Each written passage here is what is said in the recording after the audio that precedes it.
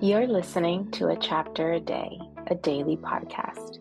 The Bible comes alive as we read a chapter out loud each day. Hello, my friends. It's time for a chapter a day with Connie, and today we are reading Numbers chapter 32. Numbers 32. It says, The Reubenites and Gadites, who had very large herds and flocks, saw that the lands of Jazer and Gilead were suitable for livestock. So they came to Moses and Eleazar the priest and to the leaders of the community and said, Adaroth, Dibon, Jazer, Nimrah, Heshbon, Elealeh, Sebim, Nebo, and Beon, the land the Lord subdued before the people of Israel, are suitable for livestock, and your servants have livestock. If we have found favor in your eyes, they said, let this land be given to your servants as our possession. Do not make us cross the Jordan. Moses said to the Gadites and Reubenites, Shall your countrymen go to war while you sit here? Why do you discourage the Israelites from going over into the land the Lord has given them? This is what your fathers did when I sent them from Kadesh Barnea to look over the land. After they went up to the valley of Eshcol, and viewed the land, they discouraged the Israelites from entering the land the Lord had given them. The Lord's anger was aroused that day, and he swore this oath. Because they have not followed me wholeheartedly, not one of the men 20 years old or more who came up out of Egypt will see the land I promised on oath to Abraham, Isaac, and Jacob.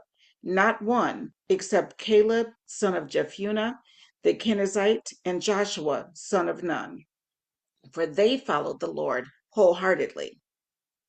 The Lord's anger burned against Israel, and he made them wander in the desert 40 years until the whole generation of those who had done evil in his sight was gone.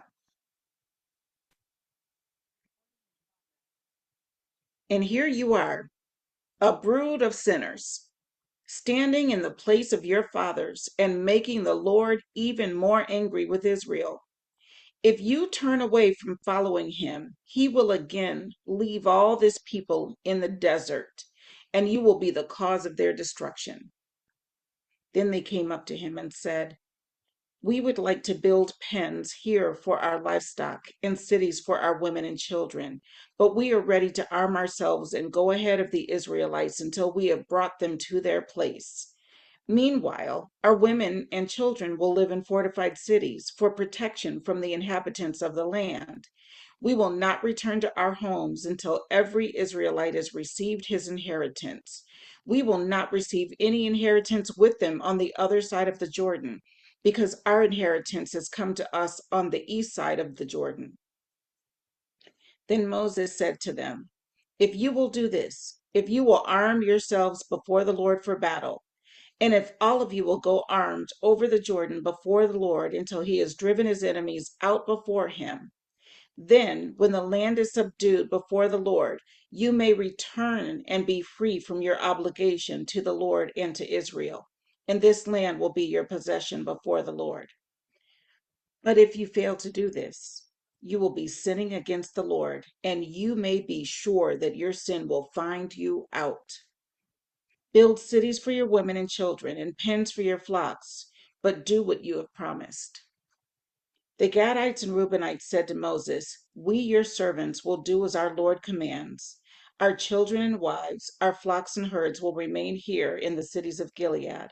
But your servants, every man armed for battle, will cross over to fight before the Lord, just as our Lord says. Then Moses gave orders about them to Eleazar the priest and Joshua son of Nun and to the family heads of the Israelite tribes. He said to them, If the Gadites and Reubenites, every man armed for battle, cross over the Jordan with you before the Lord, then when the land is subdued before you, give them the land of Gilead as their possession. But if they do not cross over with you armed, they must accept their possession with you in Canaan. The Gadites and Reubenites answered, Your servants will do what the Lord has said. We will cross over before the Lord into Canaan armed. but the property we inherit will be on this side of the Jordan." Then Moses gave to the Gadites, the Reubenites, and the half-tribe of Manasseh, son of Joseph, the kingdom of Sihon, king of the Amorites, and the kingdom of Og, king of Bashan, the whole land with its cities and the territory around them. The Gadites built up Dibon, Ataroth, Aurora, Atroth, Shofan, Jazer, Jogbaha, Beth Nimrah and Beth Haran as fortified cities, and built pens for their flocks. And the Reubenites rebuilt Heshbon, Elealeh, and Kiriathaim, as well as Nebo and Baal Maon. These names were changed. And Sibmah. They gave names to the cities they rebuilt. The descendants of Machir, son of Manasseh, went to Gilead, captured it, and drove out the Amorites who were there. So Moses gave Gilead to the Machirites, the descendants of Manasseh, and they settled there. Jair, a descendant of Manasseh, captured their settlements and called them Havoth Jair. And Nobah captured Kenath and its surrounding settlements and called it Nobah after himself.